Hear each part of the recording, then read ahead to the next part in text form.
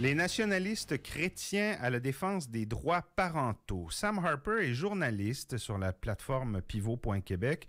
Il s'est intéressé à la lutte que mène contre les droits LGBTQ+, une espèce de nébuleuse un peu hétéroclite qui est formée de born-again Christians, de complotistes, de conservateurs de tout poil. Les champs de bataille au Canada anglais se situent beaucoup au Manitoba, en Saskatchewan, mais également au Nouveau-Brunswick. Sam Harper multiplie les articles sur différents aspects de cette espèce de guerre culturelle, spirituelle, religieuse-là, qui se mène donc beaucoup au Canada anglais. Et Pivot réunit les articles de Sam Harper dans un dossier intitulé « Les nationalistes chrétiens à la défense des droits parentaux ». Sam Harper, bonjour. Bonjour. Sam, on dirait que vous avez dégagé une espèce de tendance dans l'actualité canadienne des dernières années qui vous préoccupait puis qui méritait comme ça une série d'articles, un dossier littéralement. Oui, ben c'est ça. On avait commencé à regarder un petit peu la chronologie des différentes mesures qui avaient été prises par différents gouvernements provinciaux d'un océan à l'autre là, au Canada. Ça avait commencé au Nouveau-Brunswick avec la révision d'une politique. C'est quelque chose qui d'habitude est supposé être vraiment plate là, quand une commission, un ministère révise une politique. Là, dans ce cas-là, elle s'appelait la politique 713. Là. Il n'y a rien de bien. C'est pas très sexy, mais ça a pris une importance énorme dans l'actualité du Nouveau-Brunswick ces dernières années. Oui, parce que c'est ça, c'était une politique qui avait été élaborée quand même sur plusieurs années par des expertes là, du domaine, des gens du ministère de l'Éducation. Il y a eu des groupes de parents, les syndicats, des groupes de défense des droits LGBTQ+, qui s'étaient tous mis ensemble pour essayer justement d'arriver à une politique pour justement rendre l'école plus sécuritaire et plus inclusive pour ces jeunes-là qui vivaient de l'intimidation, de la violence, etc. Et clairement, l'ancien maintenant premier ministre du Nouveau-Brunswick, Blaine Higgs, aimait pas cette politique-là, cherchait une façon un petit peu de la défaire. Puis à un moment donné, il y a eu une manifestation qui a fait du bruit. Puis cette journée-là, il a annoncé, ou le lendemain, là, que finalement, nous, on n'a rien à voir avec ça, on va réviser la politique. Ouais. Et est-ce que c'est cet événement-là d'actualité qui vous a donné l'idée de vous intéresser à la question dans l'ensemble du Canada? Oui, parce que c'est surtout ce qui est arrivé après. Parce qu'il y a eu une genre de révolte là, au sein du caucus de Blaine Higgs au Nouveau-Brunswick. Il y a une espèce de chicane là, entre les conservateurs plus traditionnels, plus économiques et les socioconservateurs. Puis là, il y a plusieurs groupes qui sont venus à la défense de Blaine Higgs. Puis c'est là que j'ai commencé à m'y intéresser en me demandant, mais ces gens-là, c'est-tu crédible ou est-ce que c'est juste des gens qui essayent là, d'attirer l'attention en disant oui, regardez, je suis important. Puis, par exemple, Action for Canada disait que c'était eux qui avaient supporté Blaine Higgs. Il y a aussi une militante de longue date, là, Fatine Grosetsky, qui, elle aussi, était venue à la défense du premier ministre. Puis finalement, en fouillant un peu plus sur ces deux entités-là, de voir que finalement, sont impliqués dans les luttes un peu partout au Canada et depuis longtemps.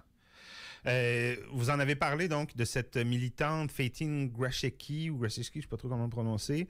C'est une des figures de proue donc de ce mouvement-là au Canada. Elle est basée au Nouveau-Brunswick, très pétrie de religiosité. Là. Elle parle au nom de sa foi religieuse. Elle fait des émissions à la télé. Elle a un certain rayonnement, en tout cas une influence certainement dans ces milieux-là.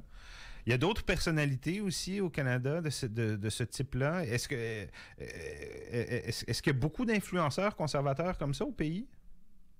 Ils sont en nombre, ils sont peut-être pas énormes, mais ils ont quand même une influence importante sur beaucoup de gens. Donc, des gens qui vont prendre la parole, qui vont être à l'avant-scène, comme Fatine Grosetsky, il n'y en a pas énormément comme elle. Il y a certains autres articles qui vont sortir sur d'autres personnages là, de cette nébuleuse-là dans les prochaines semaines. Mais ils ont quand même une influence parce qu'on les voit arriver, ils s'invitent à leurs émissions. Par exemple, Fatine invitait la leader de Action for Canada sur son émission, là, justement, là, quand la controverse avait éclaté au Nouveau-Brunswick. On voit d'autres personnes se faire inviter sur les émissions les uns des autres. Fatine a fait des tournées pan-canadiennes dans les églises lors de la course à la chefferie là, pour le Parti conservateur, pour justement essayer de faire élire à la chefferie. À ce moment-là, c'était beaucoup Leslie Lewis, qui était la candidate préférée là, de cette frange socio-conservatrice-là. Qu'est-ce que vous appelez, Sam, la nouvelle réforme apostolique? C'est l'espèce de renouveau religieux dont s'autorisent ces gens-là dans leur croisade? Ou? C'est une branche parce que au Québec, on est plus habitué là, au catholicisme, qui est comme, on pense tous la même chose. Avec la réforme protestante, ben, les gens pouvaient commencer à lire la Bible, donc ben, les gens se sont mis tous à l'interpréter de façon différente, et donc il y a eu toutes sortes de courants différents. Euh, la nouvelle réforme apostolique est née dans les années 90. C'est un peu le fruit des travaux d'un personnage, un professeur dans une université théologique là, aux États-Unis, C. Peter Wagner, qui a commencé à essayer de penser comment est-ce qu'on pouvait réformer ou refaire la façon de faire l'Église. Fait que lui, sa grosse nouveauté, c'était que l'organisation, au lieu d'être par des dénominations, là, par exemple, au Québec, on a des baptistes, on a des pentecôtistes, on a des genres de structures bureaucratiques là, qui encadrent différentes églises. Ben, lui disait, ben, il faut se débarrasser de ça. Les églises vont être indépendantes, mais dirigées par des apôtres et des prophètes. Donc, c'est comme une genre de... C'est des réseaux informels basés autour un peu de C. Peter Wagner. Puis il y a différentes, disons, marques de commerce là, qu'on pourrait dire, mais celle qui s'est formée autour de Wagner, c'est vraiment la nouvelle réforme apostolique. Puis ce qui a intégré au fur et à mesure, c'est vraiment une notion de guerre spirituelle stratégique. Puis c'est là que ça devient intéressant au niveau politique.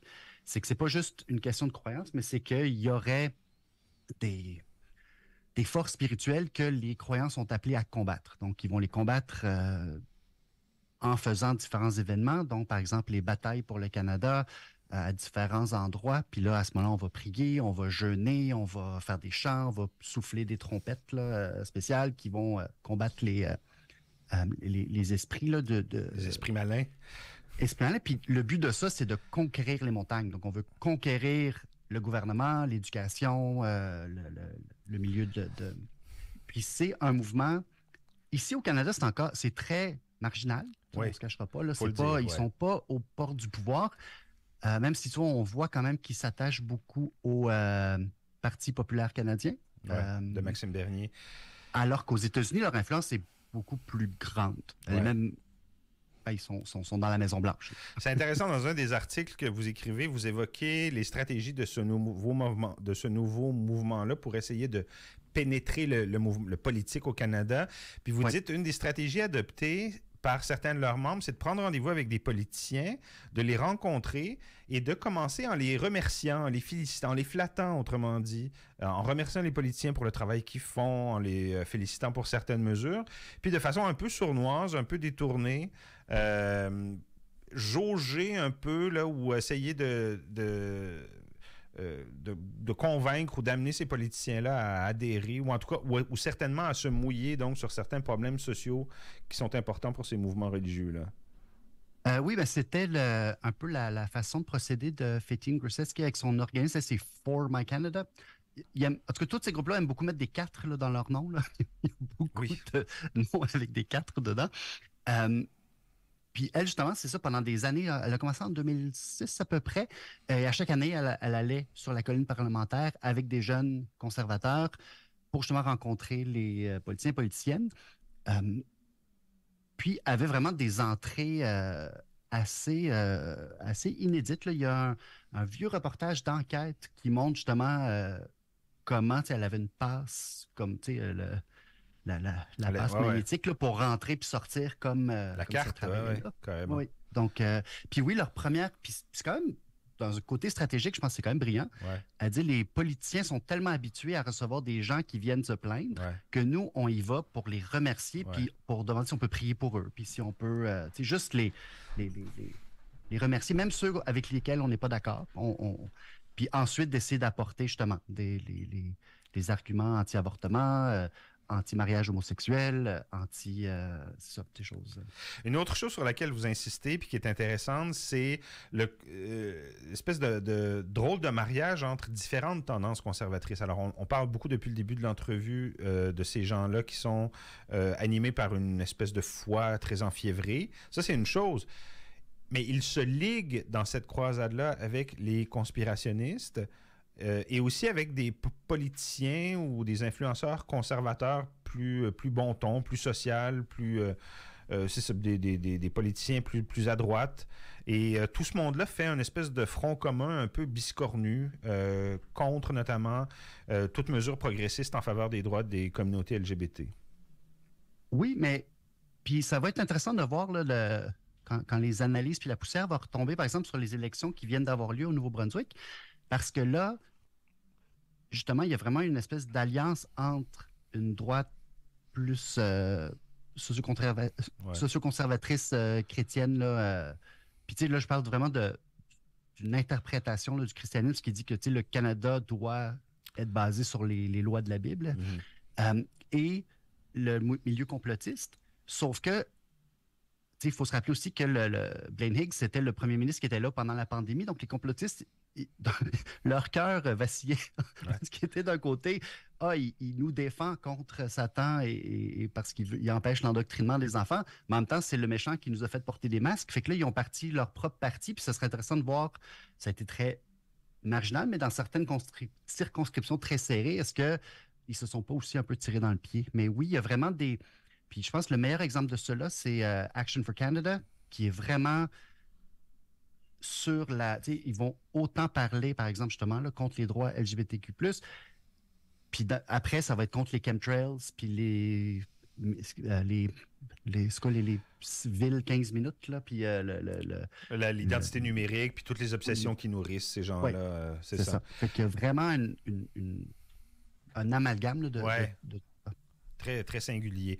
Dernière question, Sam. Est-ce que les progressistes ou les gens qui ont des vues progressistes au Canada devraient s'inquiéter de cette dynamique-là ou ça reste, somme toute, assez marginal? Puis ça a toujours été là. Je dirais que pour l'instant, c'est encore très marginal.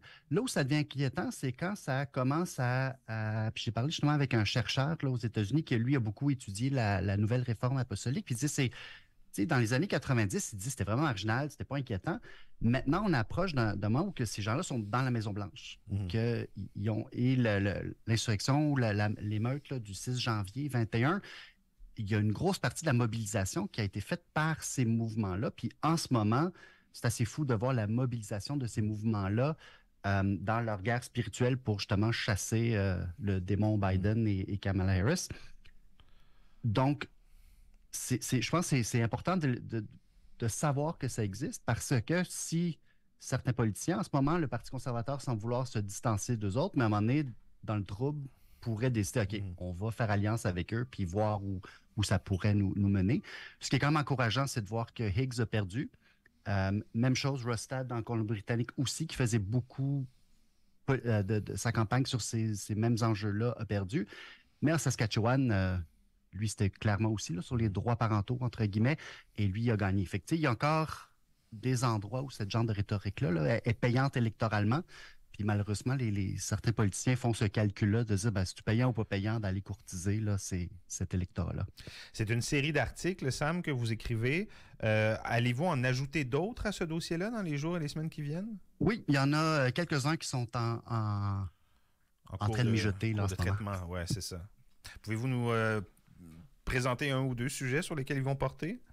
Bien, il y a une personne justement qui était très présente dans